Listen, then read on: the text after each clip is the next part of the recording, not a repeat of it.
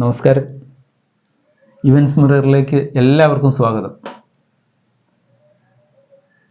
നാളെ കർക്കിടകത്തിലെ കറുത്തവാവാണ്.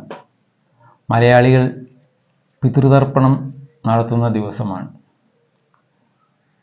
ഇപ്രാവശ്യം എല്ലാവരും വളരെ ദുഃഖിതരായി, വളരെ വേദനയോടെ ബലിതർപ്പണത്തിന് പോകുന്നു എന്നുള്ള ഒരു പ്രത്യേകതയുണ്ട്. വയനാട് സംഭവത്തിൻ്റെ പേരിൽ വയനാട് ദുരന്തം വാക്കുകൾ കൊണ്ട് നമുക്ക് പറഞ്ഞു തീർക്കാനാവുന്നതല്ല.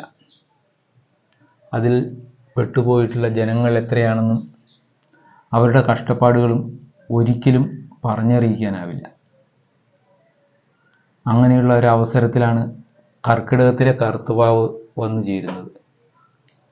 അപ്പോൾ തീർച്ചയായിട്ടും അവിടെ ദുഃഖം കൂടും. അതിനെക്കുറിച്ച് കൂടുതൽ അതിൻ്റെ ദുരിതബാധിതർക്കുള്ള ദുരിതാശ്വാസ സഹായങ്ങൾ ഇതിനെല്ലാം കുറിച്ചും മീഡിയകളിലും വാർത്തകളിലും രാഷ്ട്രീയക്കാരിലും ഭയങ്കരമായ ചർച്ചകൾ നടക്കുകയാണ്. ദുരന്തത്തിൻ്റെ പേരിൽ ദുരിതാശ്വാസം ഉണ്ടാക്കുന്ന അവസ്ഥ ഒരു ഗംഭീരമായ ഒരു മുതലെടുപ്പായി കേരളത്തിൽ മാറിയിട്ട് കുറെ കാലങ്ങളായി. ഏറ്റവും വലിയ മുതലെടുപ്പ് നടന്നത് 2018 പ്രളയത്തോടു കൂടിയാണെന്ന് പറയാം. അതിനുണ്ടായ ദുരന്തം നമുക്ക് വിവരിക്കാൻ പറ്റുന്നതല്ല. ആ ദുരന്തത്തിൽ ദുരിതാശ്വാസത്തിന് വേണ്ടി നമ്മളൊക്കെ കൊടുക്കുന്നതുമായ കാശും മറ്റ് സാധനങ്ങളുമൊക്കെ എവിടെ പോയി എന്ന് പലർക്കും അറിഞ്ഞുകൂടാ. അത് കഴിഞ്ഞ് ഗോഡൗണുകളിൽ കെട്ടിക്കിടന്നതെല്ലാം എടുത്ത് നശിപ്പിക്കുകയൊക്കെ ചെയ്ത അവസ്ഥ നമുക്കറിയാം. അപ്പം ഞാൻ അതിൻ്റെ പേരിൽ ഈ കളിക്കുന്ന രാഷ്ട്രീയ രീതികളെക്കുറിച്ചൊന്നും പറയാനല്ല ഈ വീഡിയോ ചെയ്തത്. പക്ഷെ അതിനെക്കുറിച്ചൊന്നും പറയാതിരിക്കുന്നതാണ് ഭേദം. കാരണം നമ്മൾ അത്രമാത്രം മോശമായ പ്രവർത്തനങ്ങളിലേക്ക് ഏർപ്പെടുന്നവരായി മാറിക്കൊണ്ടിരിക്കുകയാണ്. എനിവേ, ഞാനിപ്പോൾ ഈ വീഡിയോ ചെയ്യുന്നത് ഹമാസിന് അനുകൂലമായി നമ്മളുടെ സോഷ്യൽ മീഡിയയിൽ കുറേ പോസ്റ്റുകൾ ഇങ്ങനെ വരുന്നുണ്ട്. ഹമാസിൻ്റെ നേതാക്കന്മാർ മരണപ്പെട്ടതിൻ്റെ പേരിൽ ഹമാസിൻ്റെ രാഷ്ട്രീയ നേതാവായിട്ട് ലോകം അംഗീകരിച്ച അല്ലെങ്കിൽ ലോകത്തിലേക്ക് പറഞ്ഞു വിടുന്ന അറിയപ്പെടുന്ന ഇസ്മായിൽ ഹനിയ ടെഹ്റാനിൽ വെച്ച് കൊല്ലപ്പെട്ടു. ഇറാൻ്റെ തലസ്ഥാനമായ ടെഹ്റാനിൽ വെച്ചാണ് കൊല്ലപ്പെട്ടത്. അദ്ദേഹത്തിൻ്റെ വീട്ടിൽ വെച്ച് തന്നെയാണ്, അദ്ദേഹത്തിൻ്റെ ഗസ്റ്റ് ഹൗസിൽ വെച്ച് തന്നെയാണ്, അദ്ദേഹത്തിൻ്റെ മുറിയിൽ വെച്ച് തന്നെയാണ് കൊല്ലപ്പെട്ടത്. ഇറാൻ്റെ പുതിയ പ്രസിഡന്റിൻ്റെ സിയറിംഗ് സെറിമണിയിൽ പങ്കെടുക്കാൻ പോയതാണ്. അധികാരം കയ്യേക്കുന്ന സമയം ആഘോഷിക്കാൻ പോയതാണ്, അതിൽ പങ്കെടുക്കാൻ പോയതാണ്. അദ്ദേഹത്തിൻ്റെ കൊലപാതകവുമായി ഒരുപാട് കഥകൾ പുറത്തേക്ക് വന്നിരുന്നു. മിനിഞ്ഞാന്ന് നടന്ന കൊലപാതകമാണ്.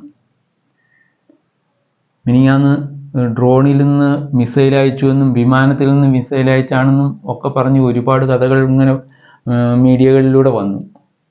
ഇസ്രയേൽ അതിനെ ഒന്നും സ്ഥിരീകരിക്കാനോ ഒന്നും പറയാനോ ഒരു ഇതിനും പോയിട്ടില്ല.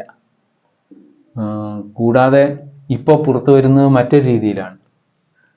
ഇന്ന് ഇംഗ്ലീഷ് മാധ്യമങ്ങളിലെല്ലാം വന്നത് അവിടെ ആ മുറിയിൽ തന്നെ ഒളിച്ചു വെച്ചിരുന്ന ബോംബ് പൊട്ടിയാണ് അദ്ദേഹം മരിച്ചതെന്നാണ്. 2 മാസത്തിനപ്പുറമാണ് ബോംബ് അവിടെ സ്ഥാപിച്ചതെന്നും അത് റിമോട്ട് വഴി പ്രവർത്തിപ്പിച്ചാണ് കൊന്നതെന്നും ഒക്കെ ഇന്ന് ഇംഗ്ലീഷ് മാധ്യമങ്ങളിൽ എഴുതിയിട്ടുണ്ട്. വസ്തുതകൾ എന്താണെന്ന് നമുക്കറിയില്ല. എന്തായാലും ഇസ്മായിൽ ഹനിയ വിട്ടുപോയി കഴിഞ്ഞിരിക്കുന്നു എന്നുള്ളത് വസ്തുതയാണ്. ഇനി അദ്ദേഹം ഹൂറികളുടെ കയ്യിലേക്ക് എത്തിപ്പെട്ടു. ഹമാസ് അനുകൂലികളുടെ ഭാഷയിൽ പറഞ്ഞാൽ ഹൂറികൾ വളരെ സന്തോഷത്തോടെ അദ്ദേഹത്തെ സ്വീകരിച്ചിട്ടുണ്ടാവും. കാരണം ഇത്ര സുന്ദരനായ ഒരു തീവ്രവാദി ഈ അടുത്തൊന്നും നമ്മൾക്ക് കാണാൻ പറ്റിയിട്ടില്ല. ഡിപ്ലോമാറ്റിക് ഉന്നതിയിലെത്തി നിൽക്കുന്ന ഒരു ഡിപ്ലോമാറ്ററെ പോലെ തന്നെ കൃത്യമായി വേഷം ധരിച്ച് അത്ര സുന്ദരനായ ഒരു തീവ്രവാദിയെ നമ്മൾ മാധ്യമങ്ങളിലൊന്നും അത്ര കാണാറില്ല. അപ്പോൾ ഹൂറികൾക്ക് സന്തോഷമായിട്ടുണ്ട്, അദ്ദേഹം അങ്ങോട്ട് ചെന്നല്ലോ. അതിന് എന്തായാലും ഹൂറികൾ ആഹ്ലാദം രേഖപ്പെടുത്തട്ടെ. അപ്പോൾ തന്നെ ഇസ്രായേലിൽ ഒക്ടോബർ 7 ആക്രമണത്തിന് സൂത്രധാരത്വം വഹിച്ച അല്ലെങ്കിൽ പദ്ധതി തയ്യാറാക്കിയ രണ്ടാമനായിട്ടുള്ള ഈ ഹമാസിൻ്റെ നേതാവ് മുഹമ്മദ് യാനീസും ആ വഴിയിൽ പോയി എന്നാണ് അറിയാൻ കഴിഞ്ഞത്. ഇസ്രായേൽ തന്നെ വെളിപ്പെടുത്തി കഴിഞ്ഞ ആഴ്ചയുണ്ടായ ആക്രമണത്തിൽ കൊല്ലപ്പെട്ടു എന്ന്. അന്ന് 90ഓളം ആളുകളെത്തി അവിടെ ഒരു ബോംബാക്രമണത്തിൽ കൊന്നിട്ടുണ്ട്. അതിൻ്റെ കൂടെ ഈ കക്ഷിയും ഉണ്ടായിരുന്നു, നമ്മുടെ മുഹമ്മദ് യാനീസ് ഉണ്ടായിരുന്നു എന്നാണ് പറയുന്നത്. അപ്പോൾ ഇവർക്കൊക്കെ വേണ്ടി നമ്മളുടെ ഹമാസ് അനുകൂലികളായിട്ടുള്ള കുറേ ആളുകൾ ഇവിടെ കിടന്ന് സോഷ്യൽ മീഡിയയിൽ ഒരുപാട് കരയുന്നുണ്ട്. ഹമാസിൻ്റെ മിസൈലേറ്റ് നമ്മുടെ ഒരു മലയാളി പെൺകുട്ടി മരിച്ചപ്പോൾ ഇവർ ആരുമില്ല, പാവം, ഹമാസിനെ അവർ എങ്ങനെ വിപ്ലവം നടത്താൻ ഹമാസിന് പറ്റിയ ഒരു കൊലപാതകമാണത്. അല്ലാതെ ഇവിടെ ആരെങ്കിലും ചത്തതുകൊണ്ട് എന്ത് കുഴപ്പമുണ്ടാവണേ? ഹമാസിൻ്റെ ലീഡേഴ്സ് ആകുമ്പോൾ അതുകൊണ്ടാണ് ഇസ്രായേൽ അങ്ങനെ കൃത്യമായി ഓരോരുത്തരെ കൃത്യമായി പറഞ്ഞ് കൊല്ലുന്നത്.